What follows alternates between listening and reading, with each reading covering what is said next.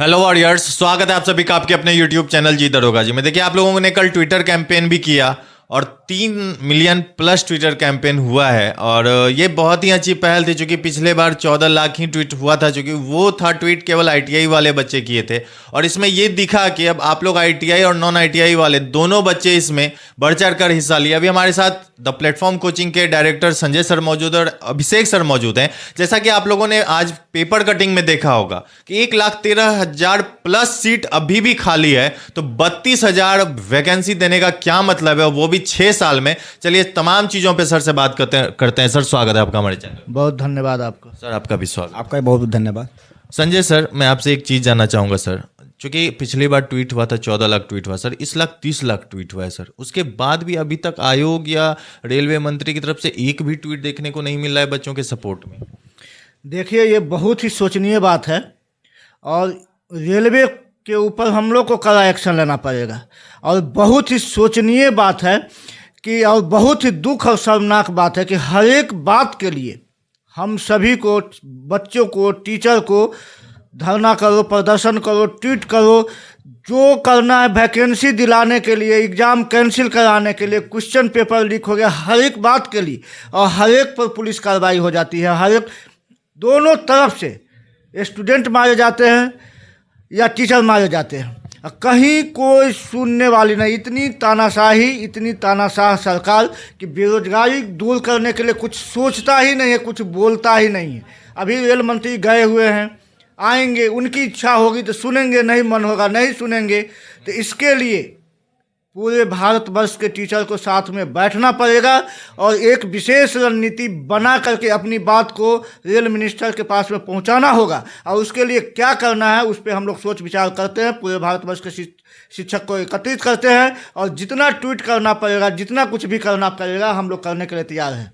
अभिषेक sir, आज आपने paper में देखा होगा सर, 1,13,000 प्लस सीट अभी भी खाली है सर। ये 32,000 देने का क्या ही मतलब बन जाता है? देखिए, सरकार पूरी तरह से तानाशाह सरकार हो चुकी है और ये सरकार अगर अपनी रणनीति को नहीं बदलेगी तो याद रखिएगा आने वाले समय में सरकार बचेगी भी नहीं। आप देख रहे होंगे 2014 में जब प्रधानमंत्री हमारे बने थे बीजेपी से, तो वो बहुमत में आए थे। लेकिन देख रहे होंगे 19 में जो सरकार बनी उससे कम सीटें आई, 19 में ज़्यादा सीटें आई थी। लेकिन इस बार जो सरकार बनी है, गठबंधन की सरकार बनी है। और अगर ये छात्र हित में वैकेंसी नहीं देंगे तो याद रखिएगा इनकी सरकार नहीं बनेगी। आने वाले समय में हो सकता है कि जो इनकी जो ये लास्ट जो है मोदी 3.0 की सरकार है, ये इनकी आखिरी सरकार हो जाएगी। क्योंकि छात्र हित में जो सरकार कार्य करेगी वही सरकार को केंद्र में राज करने का अधिकार है। आप देख लीजिए कांग्रेस की बात, अगर लोग कांग्रेस को गलत कहते हैं तो कांग्रेस की सबसे जो अच्छी है उसने बेरोजगारी को दूर किया है। जितनी ज्यादा कांग्रेस के समय में रेलवे वैकेंसी निकली है, ये सरकार उसका आधा से भी आधा नहीं दे पा रही है। सर, लगभग हर साल रेलवे की तरफ से रिक्रूटमेंट आ जाती थी सर, वैकेंसी देखने को। बिल्कुल बिल्कुल। लेकिन ये सरकार पता नहीं कि रिक्रूटमेंट देने में इसको हो क्या रहा है।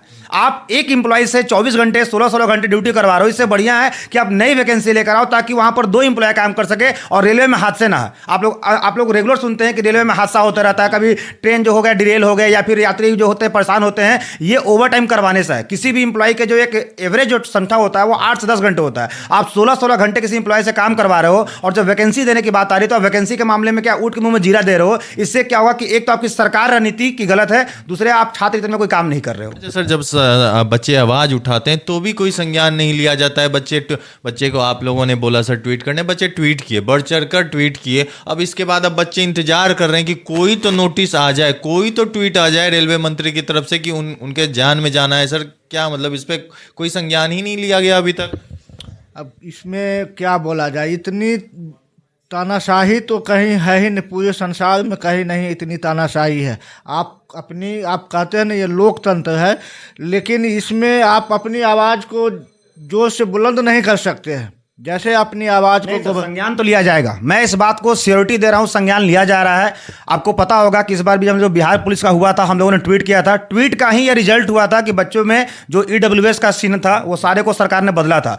ट्वीट एक ऐसा डिजिटल माध्यम है जिससे बड़ी से बड़ी लोकतंत्र की सरकार को घुटने पर टिकना होगा। सर, लेकिन सर, आप देख रहे हैं बच्चे लगातार वीडियो में कमेंट करते हैं कि अब ट्वीट से कुछ नहीं होगा, ट्वीट छोड़ो, फिजिकल प्रोटेस्ट पे आओ। देखिए, इस बात समझिएगा, हमारे देश की अभी जनसंख्या जो है, कहने को तो भैया 1.25 करोड़ है, लेकिन वास्तव में जनसंख्या जो है रॉ डेटा वो 143 करोड़ है। 143 करोड़ जनसंख्या में मात्र 30 लाख ट्वीट हुआ है। ये आपको नहीं लगता है कि ट्वीट के मामले में हम लोग थोड़ा पीछे हटे हैं?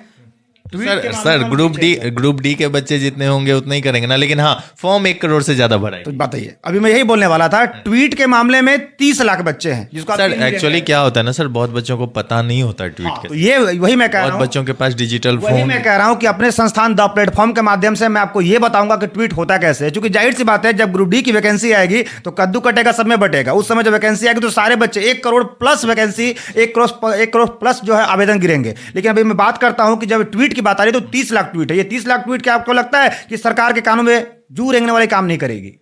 सर 30 लाख मायने रखता है सर। रेल आपने 1 कहा करोड़ बिहार 43, पुलिस, आप 1 करोड़ मतलब 143 करोड़ की जनसंख्या में 30 लाख ट्वीट को आप काउंट कीजिए, कितना है?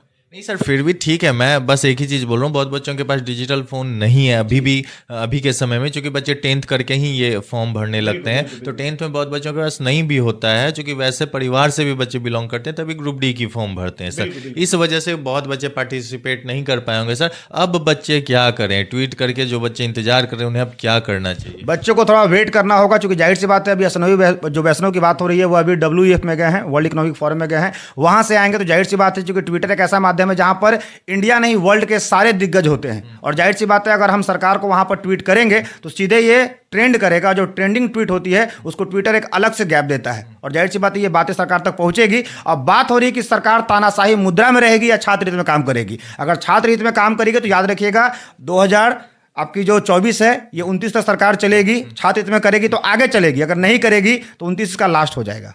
मतलब ये चैलेंज है एकदम ओपन चैलेंज कर रहा हूं मैं कि याद रखिएगा, अगर छात्र हित में काम नहीं होगा तो ये मोदी 3.0 की आखिरी सरकार होने वाली है।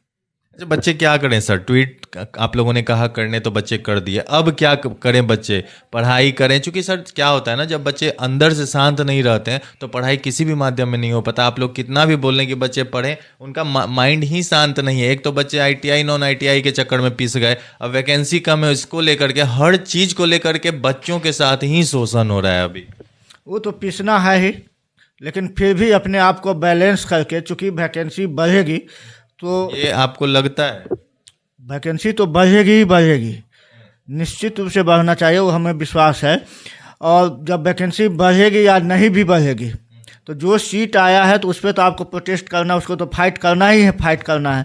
तो जब तक आपकी तैयारी नहीं रहेगी तो आप उस पर रिजल्ट लेने के लिए नहीं सोच सकते हैं। तो बच्चों को किसी भी कंडीशन में अपनी पढ़ाई के लेवल को, स्तर को ऊपर उठा के रखना है, नीचे नहीं डाउन होने देना है। तो हमारे लिए, सबके लिए चैलेंजिंग विषय है। देखिए, पढ़ाई करना एक दुनिया का सबसे टफेस्ट काम है। इसमें आर्थिक, शारीरिक, मानसिक सभी तरह की परेशानी होती है, और ऐसे समय में अपने आप को बैलेंस करके सफल बनाना बहुत बड़ी चुनौती होती है हमारे लिए। और छात्रों से हमारा यही कहना है कि जो जितना भी कठिन समय आ जाए, अपनी पढ़ाई को कम नहीं करना, क्योंकि आप में नॉलेज होगा, क्वालिटी होगा, तभी आप रिजल्ट ले सकते हैं, वहाँ पे फाइट कर सकते हैं। तो पढ़ाई करते हुए हमारी जो डिमांड है, हमारा जो उद्देश्य है, उस पर भी काम करना है। बहुत बहुत धन्यवाद। धन्यवाद आपका। आपका भी धन्यवाद। आपको भी धन्यवाद। तो जैसा कि देखा अभी, जैसा कि आप लोगों ने देखा अभी, हमारे साथ संजय सर और अभिषेक सर मौजूद थे। और जैसा कि जो भी चीज़ें हुई है ये कहीं ना कहीं आप लोगों के हित में ही जाएगी, क्योंकि कुछ भी फालतू में नहीं होता है। और बहुत देर तक ट्रेंडिंग में ये चीज़ें रही है, लगभग आप लोग देखे होंगे 4 से 5 घंटा तक ट्रेंडिंग में रहा था आप लोगों, और ट्रेंडिंग नंबर 1 चल रहा था। तो ऐसे ही ये चीज़ें नहीं जाएंगी, आप लोग विश्वास रखिए, थोड़ा सब्र कीजिए, क्योंकि हम लोग लगे हुए हैं और तमाम शिक्षक आपस में बात कर रहे हैं कि आगे क्या करना है। अगर इन चीज़ों से 1-2 दिन में नहीं आप लोगों को तो कुछ भी नोटिस देखने को मिलता है, तो आगे की रणनीति तैयार की जा रही है, उसके ऊपर भी काम किया जाएगा। वीडियो अच्छी लगी तो वीडियो को लाइक कीजिएगा, चैनल सब्सक्राइब कर लीजिएगा। धन्यवाद।